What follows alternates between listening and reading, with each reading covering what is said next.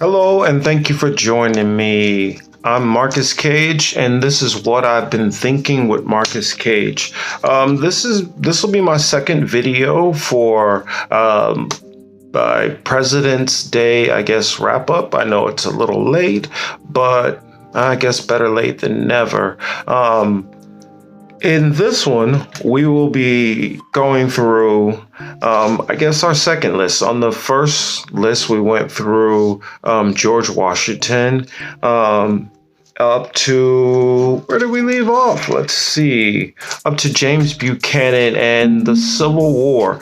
So in 16, we'll be diving into Lincoln and we'll follow the list on from there. Hope you guys enjoy. Thank you for being here and joining me. Make sure to like the video, comment if you well, make sure to like it if you like it. If you don't like it, I guess, well, don't like it. But hopefully you do. Please comment. Please share if you'd like to. And without further ado, let's get into this video so it doesn't take too long. Hope you enjoy.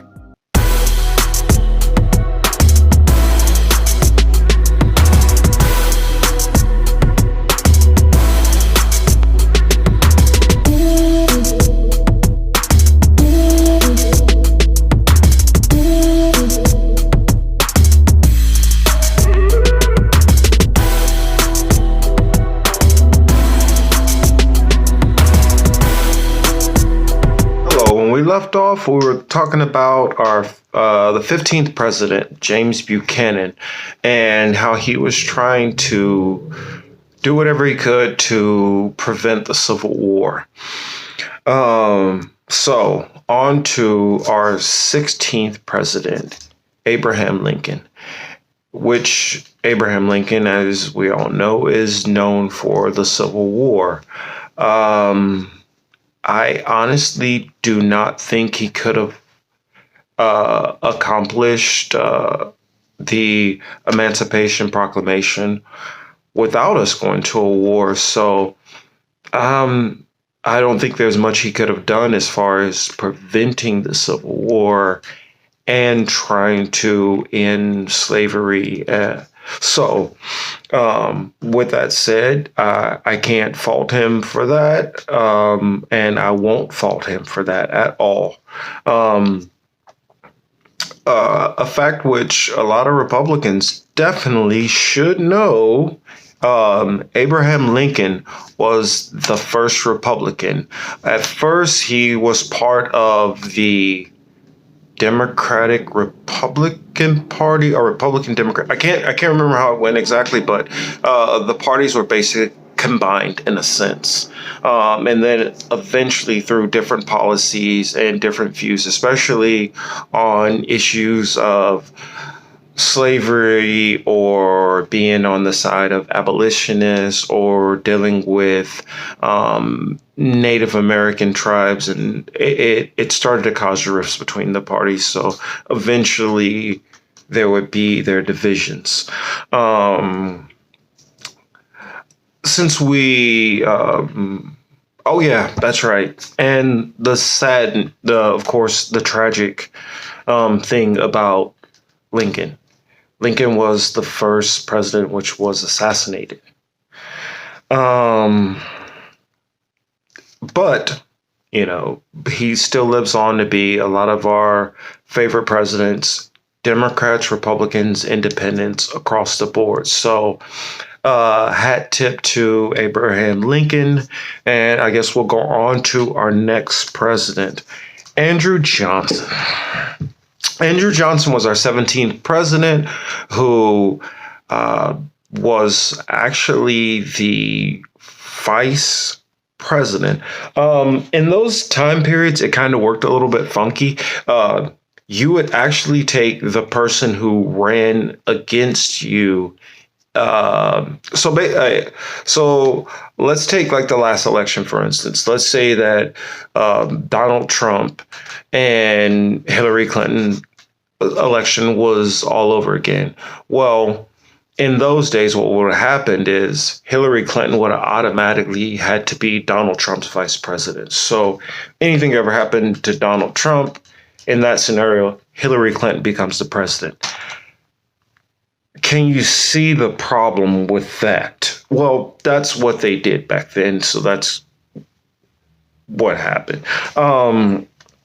Andrew Johnson, of course, as he got in there, the first thing he did is he wanted to try to do everything he could to rip back any of the things which Lincoln did as far as freeing, I won't say freeing the slaves because some slaves were not completely free. The Emancipation Proclamation did not end slavery everywhere.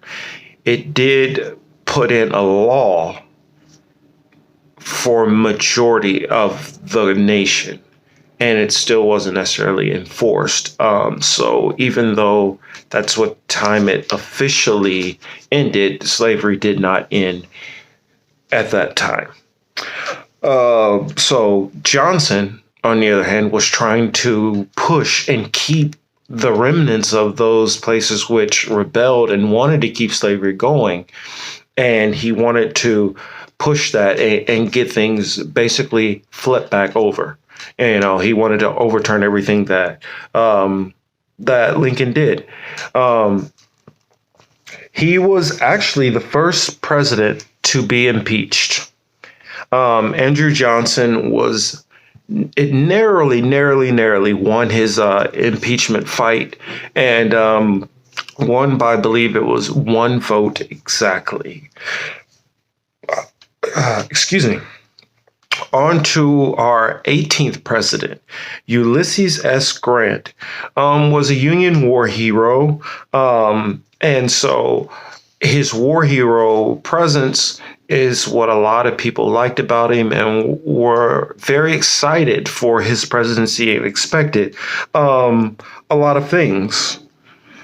The sad thing about it is he really didn't do very much. A lot of people expected a lot of things, but honestly, he kind of rode his reputation, to be honest, for the most part. Those of you who disagree, please call me out if I'm wrong and tell me all the great things he did.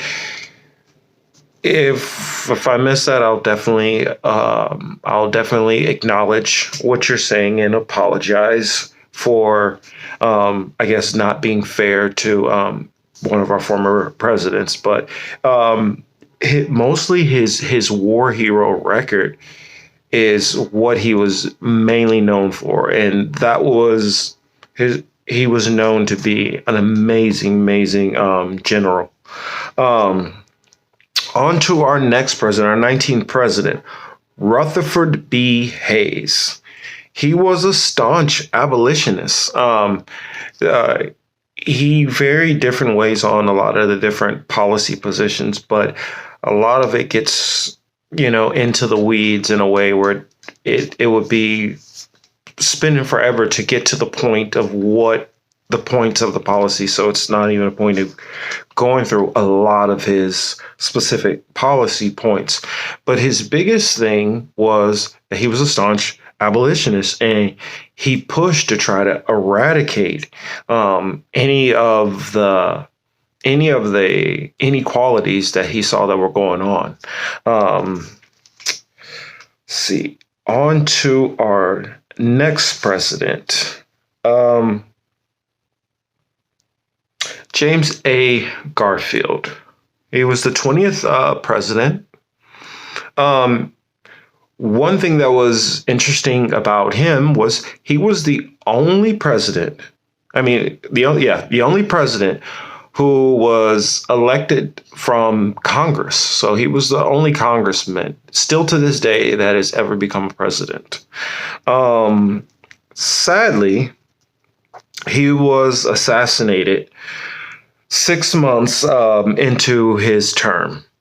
And that would make the second president, which was assassinated. Our 21st president, Chester A. Arthur. He struggled with civil rights, especially in the Reconstruction era. just like some of his predecessors, they really dragged their feet on a lot of the issues after the Civil War, as far as the pushback after slavery, um, and many of them didn't either didn't do much or tried to return the nation back to slavery, or they tried to keep slavery going in the small areas where they still had it going. Um, uh, he struggled with immigration issues. A lot of people don't think about it, but in that time we had a lot of immigration that was coming from Europe. Though today it wouldn't seem like it would be a problem for an Irish person to immigrate and run into a lot of issues, a lot of, I guess, racism, um, bigotry. I guess that's a better word to say. A lot of the Italians, Germans, and a lot of the different people coming into the country face all forms of bigotry and racism, harsh treatment, and just nastiness. I mean, which really is still a good tone of that has to do within the thread of the anti-immigration sentiment, today. Uh, let's see. One of the some of the bigger things that he focused on a lot was he focused on tariffs and taxes. That was some of the big issues that Chester A. Arthur focused on. Um, On to our next president, our 22nd president, Glover, sorry, Grover Cleveland. Um, Grover Cleveland. Sorry, I'm getting so tongue tied right now. He was mostly his platform was mostly about reforming. Um, he was trying to push back on a lot of the different things that some of the previous administrations before him did. The spoil system, for instance, which Andrew Jackson championed, about getting a whole bunch of like-minded officials into office who can help you push your agenda. Though he was against that, he didn't go in right off the bat and fire the previous administration officials and then replace them with his own.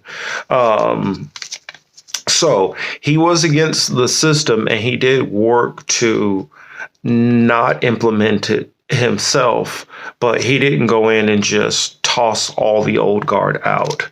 Um, uh, he was one of the first presidents to actually veto Congress. A lot of the presidents before that, well, I mean, they would veto Congress, but it had to be on very, very big issues. He's the first president which started vetoing like crazy. And I won't say like crazy. I'll say he started to veto things if it didn't fit his policy prescription, whereas presidents previously tried to take the consensus from Congress as a whole, whether they agree with it or not, and try to push more for that point of view. He broke the mold in a way by deciding that no, this is about my policy perspectives. This is the way I see it. So this is what we're going to focus on. And if it doesn't fit my agenda and I don't agree with it and support it, I will fight against it and I will veto it. See, he was very bad on pretty much, I mean, most of the rights. I mean, immigration, 15th Amendment. So I guess, and oh yeah, I forgot to mention, not only that, he was at that time one of the longest serving presidents. Actually, still technically he's one of the longest serving presidents because he actually served 3 terms. he actually served two consecutive terms, and then he had one president. He had a president that was kind of in between, and then he was able to hop right back in the office. On to that next president for a brief moment, who hopped in the office right in between him, Benjamin Harrison. An interesting thing about Benjamin Harrison, very, very interesting, was he might be the only grandson of a president that became a president.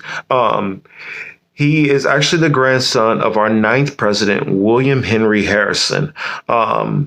He was very favorable on civil rights, pretty much across the board, though he was unsuccessful in getting a lot of it passed. He really tried to do a lot of things with, as far as Native American rights, as far as trying to compensate for some of the things our government has done. And try to do things as far as assisting new immigration into the nation. One of the issues I do have with Benjamin Harrison was he also started to get into the Monroe Doctrine also. So far, I've mentioned John Adams previously before in the last video, where he wrote the Monroe Doctrine for, of course, President James Monroe. And those were the two people who really were the pushing. At that time, it wasn't called the Monroe Doctrine. That name didn't come for many years later. But that policy prescription and way of going about their objectives in Latin America, at that time, specifically Latin America, but it eventually expanded to the Middle East and other areas. But, without getting too far away from where I need to be on this topic, then we go back to the next term of Grover Cleveland. So going over those things that he's been about, we won't go too much into that. We will roll into our next president. That would be the 25th president, William McKinley. He was the president who presided during the Spanish-American War. The Spanish-American War was a war which actually set the nations of Cuba, Puerto Rico, Philippines, Guam, and I believe the Samoan Islands also at the time. It actually set them free from Spain. Cuba actually decided to go for its own independence. Puerto Rico, for a short period, actually did have its independence until the United States changed its mind and decided Puerto Rico, Philippines, Guam, and the Samoan Islands. Actually, no, I'm sorry. I'm not sure if the Samoan Islands were involved in that yet, or maybe they didn't come for maybe another 40, 50 years or so. But this was starting to set up that time period if that wasn't, which led to Hawaii eventually becoming a state. But in that time anyway, we colonized those three, definitely, PR, Philippines, and Guam. William McKinley was our third president that was assassinated. He was assassinated in the third year of his presidency. I guess we'll go on to our next president. Our next president was Teddy Roosevelt. One of my favorites was our 26th president. He was a war hero from the Spanish-American War, and he assumed office, of course, after McKinley's assassination. He was known for the Rough Riders. During his first term, one thing that I found very interesting about Teddy Roosevelt is he did not have a vice president. So he went for his whole rest of that term without a vice president, which is pretty interesting. I wonder, like, how did that go about with the president before him just being assassinated, and that it was perfectly fine for him to not have a successor. But, I digress on that issue.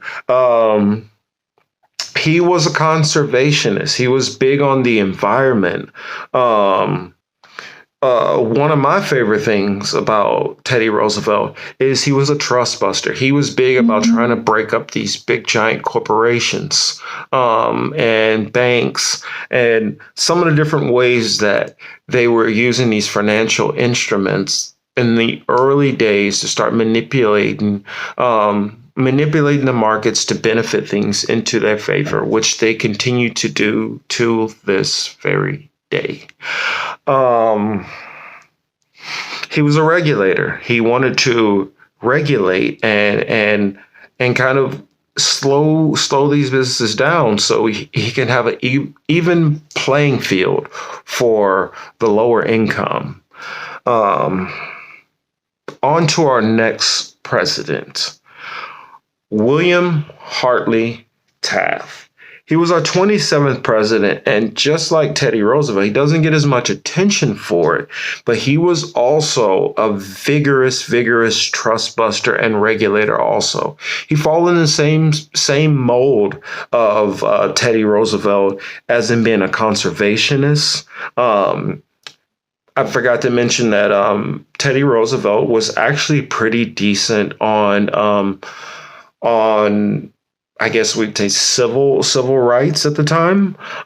He took in a lot of feedback from people like Booker T. Washington and other civil rights leaders of the time. But Hartley Taft also, he did the same thing. But what I found very, very interesting when I go back and do reading about him, that not only did he take listen to the Booker T. Washingtons of that time period. And for those of you who aren't familiar with a Booker T. Washington, I would compare him to, as a civil rights leader, if we had to compare like a Martin Luther King. He was the Martin Luther King of his era. And then you had W.E.B. Du Bois. Now, he had a much more militant approach.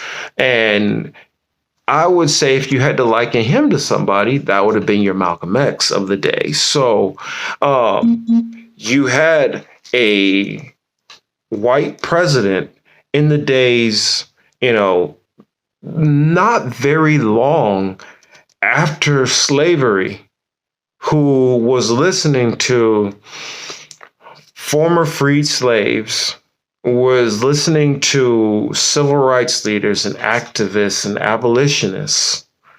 So, I mean, I feel like he's not given nearly enough credit for some of the things which went on during his presidency and just some of the things which he stood for. Now let's get on to one of the fun, interesting one. Now this is getting more up to speed with presidents, which should be a little bit more familiar to everybody because it started hitting a time period where some of us might have had grandparents who were born around this time period. I know I did. My grandparents were born in the 20s. or some of the listeners, I don't know, I might have some of the listeners out there who might be older in age, or maybe there's a mother or an uncle or a father or a cousin who's that age, or just know a friend who's that age. Some of these topics should get a little bit more relevant and start making more sense as we weave through this fabric of what's, constructed into America. Woodrow Wilson, our 25th president. I say the president who started off the robber barons era. Those of you who aren't familiar with the robber barons era, that was when America first started creating billionaires. That's when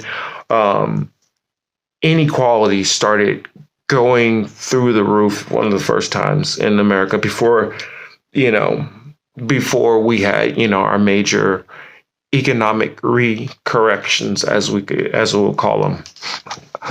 Well, Woodrow Wilson was big on tariffs and worrying about cutting taxes. He established a federal income tax through the Federal Reserve Act. He was the one who actually created the Federal Reserve. And he actually created the Federal Trade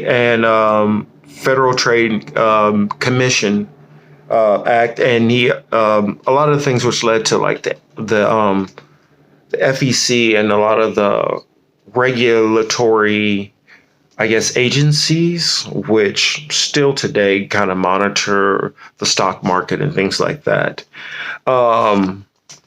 He was very, very anti trust busting. So his mindset was he was perfectly fine with all the monopolies, perfectly fine with big business, growing and growing and growing. And that's what happened. A lot of the 1% at that time did massively well. And, we see it if you look through any old movies, that was the time when you had the Harlem Renaissance, and you had the jazz and the things like that. But that was also when you had the time of the bank robbers and things like that. Well, that's a little bit later on, but we're getting there. Sorry to get a little too distracted, but he also at that time, African Americans started having a little bit of power politically in America, though there was still racism in certain areas. There were Black elected officials in certain areas. So Black people had started having more political power. This actually affected Woodrow Wilson in a negative way. Some of the things which he championed on race and about equality fell flat when his cabinet, he decided to segregate his cabinet.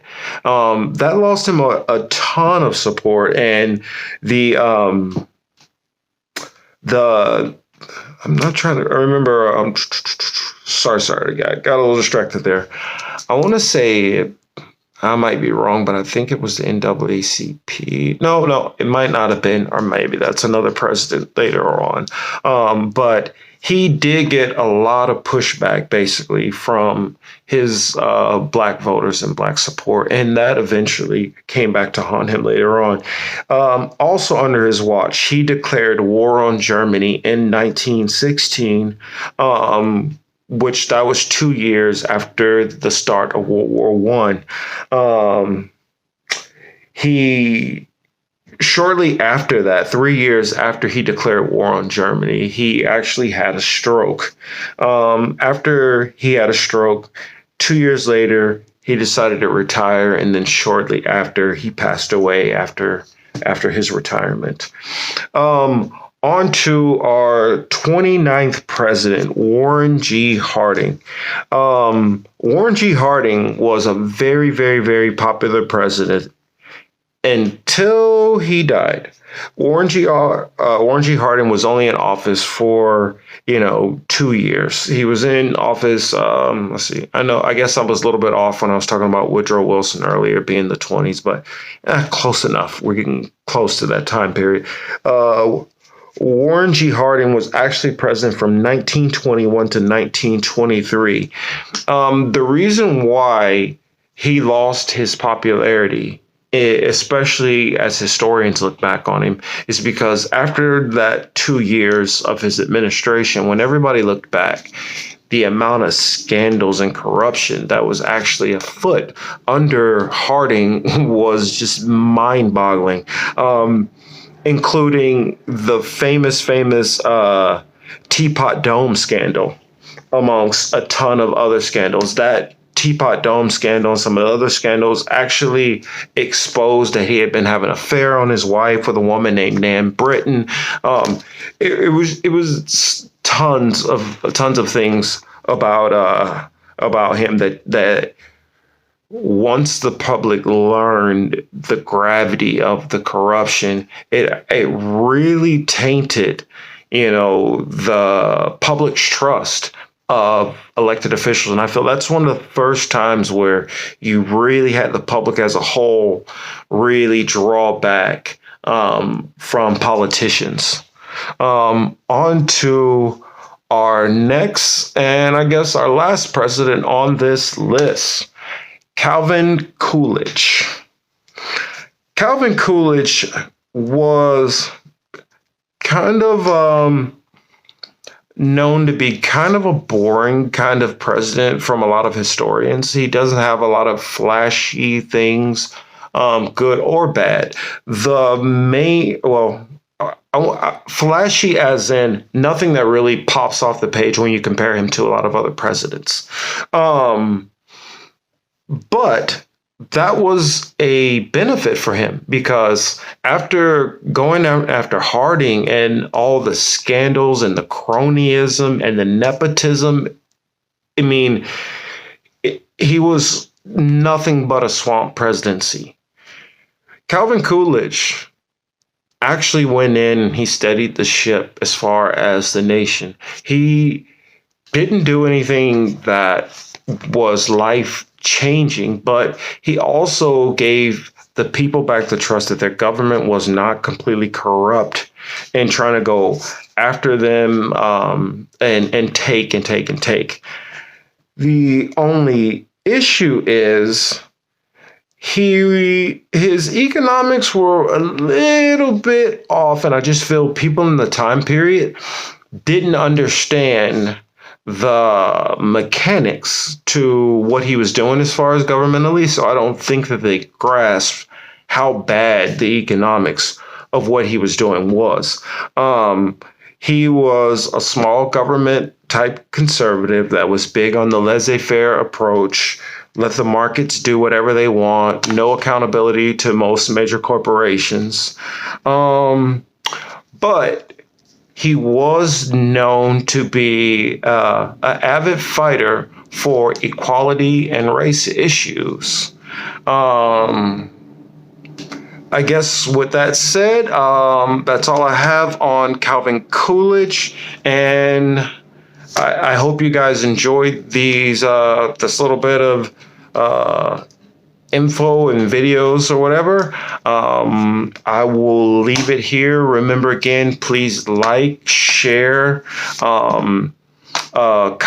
Well, you don't really have to share if you don't want to share, but please like, please subscribe. And if you're subscribing, you want to make sure you get all my videos, make sure to tap the bell. Tap the bell, make sure it's checked. I guess that's it. I have one more video coming for you guys. That will be my third part, and we will be starting with Herbert Hoover. Hope you guys enjoy. Catch you on the next video. Take care.